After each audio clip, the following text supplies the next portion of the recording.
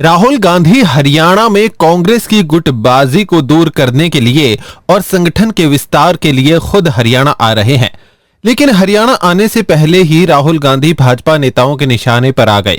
पूर्व मंत्री असीम गोयल ने राहुल गांधी के हरियाणा आने को लेकर खूब तंज कसे। गुटबाजी है और संगठन के जो विस्तार करना है उसको लेकर वो खुद यहाँ पर आ रहे हैं। राहुल जी अभी तक सेंटर की गुटबाजी नहीं सुलझा पाए।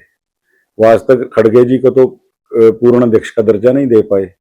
आज भी सबको पता है कि कांग्रेस किसके हिसाब से और किसकी डायरेक्शन में चल रही है। पहले राहुल जी खड़गे साहब को अपना अध्यक्ष मान लें। मुझे लगता है कि तभी जिस प्रकार से केंद्र में कांग्रेस में जूतों में दाल बंट रही है, हरियाणा तो सबसे बड़ा उदाहरण है। कांग्रेस में जूतों में दाल कैसे बांटी जाती है, ये हरियाणा के कांग्रेस के नेताओं से सीखी जा सकती है। तो राहुल गांधी जी पहले खुद खड़गे साहब को अपना नेता माने, अध्यक्ष माने, उसके बाद कांग्रेसियों को पाठ पढ़ाने आए। बाकी हमारा तो स्वागत है, राहुल जी यहाँ आते रहें। हम 29 में भी और बड़ी विजय कर हासिल करेंगे, क्योंकि जहां जहां पांव पड़े संतन के तहां तहां बंटाधार। राहुल जी आते हैं, उनका स्वागत है। कांग्रेसी नेता रणदीप सुरजेवाला ने आरोप लगाए हैं कि भाजपा के राज में हरियाणा में नशे में बढ़ोतरी हुई है। सुरजेवाला के आरोपों पर भी पूर्व मंत्री असीम गोयल ने प्रतिक्रिया दी। उन्होंने कहा कि सुरजेवाला शायद अपना समय भूल गए हैं, जब थाने में किसी व्यक्ति की एफआईआर दर्ज नहीं की जाती थी। कांग्रेसियों ने अपने गुर्गे पाले हुए थे, थाने में कांग्रेस राज चलवाया। हरियाणा है उसको भाजपा राज में आते ही नशों से भर चुका है। रणदीप सुरजेवाला जी अपना समय भूल गए हैं। किस प्रकार से थानों के अंदर कोई भी व्यक्ति जाता था, उसकी एफआईआर दर्ज नहीं होती थी। और कांग्रेस के लोग, मैं बड़ा सीधा सीधा कहने जा रहा हूं, अपने अपने गुट, अपने अपने गुर्गे इन सब ने पाल रखे थे। और जो कुछ भी वो करते थे उनको मनाही नहीं थी। प्रदेश के अंदर कभी भी एसएचओ जो लगते थे, प्रदेश के अंदर जो भी थाना का प्रभारी या कंट्रोल होता था, उनको सख्त आदेश होते थे कि जिस प्रकार से हमारा कांग्रेस का कार्यकर्ता कह रहा है। और इन्होंने तो खुद शरेआम जो है थानों के अंदर कांग्रेस का राज चलवाया, कभी एफआईआर दर्ज नहीं होने दी।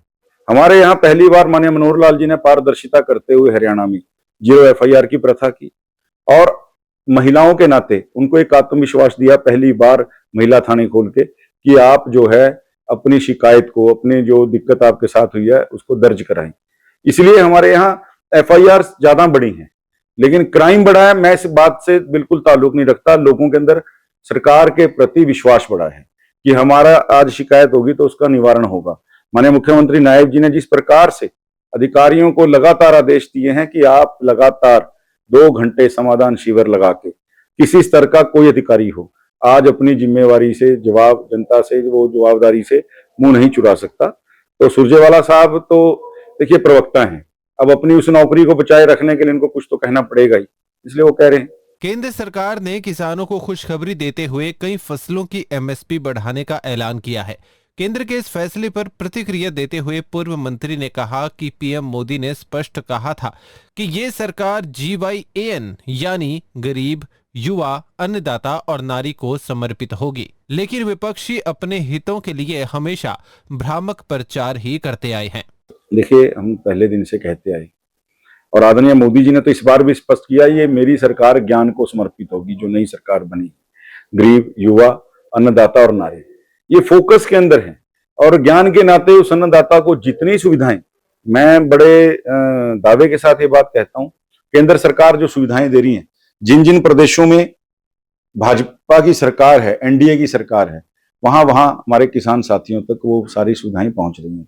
जो कांग्रेस के लोग हैं या अन्य दलों के लोग सरकार चलाने वाले हैं, वो अपने हितों को साधने के लिए केंद्र सरकार को मैं समझता हूं कि एक तरह से लोगों के मन में दुर्भावना पैदा करने के लिए भी केंद्र कुछ नहीं कर रहा।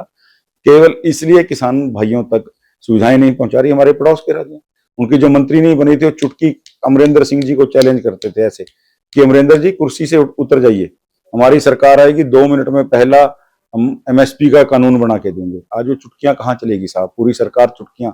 आज हमारे किसान साथी उन चुटकियों की बाट देख रहे हैं। पंजाब में हरियाणा पहला राज्य बना है 24 फसलों के ऊपर एमएसपी देने वाला। आदरणीय नायब जी ने एक शानदार नायाब नेतृत्व देते हुए, नायाब फैसले करते हुए किसानों को बहुत बड़ी राहत देने का काम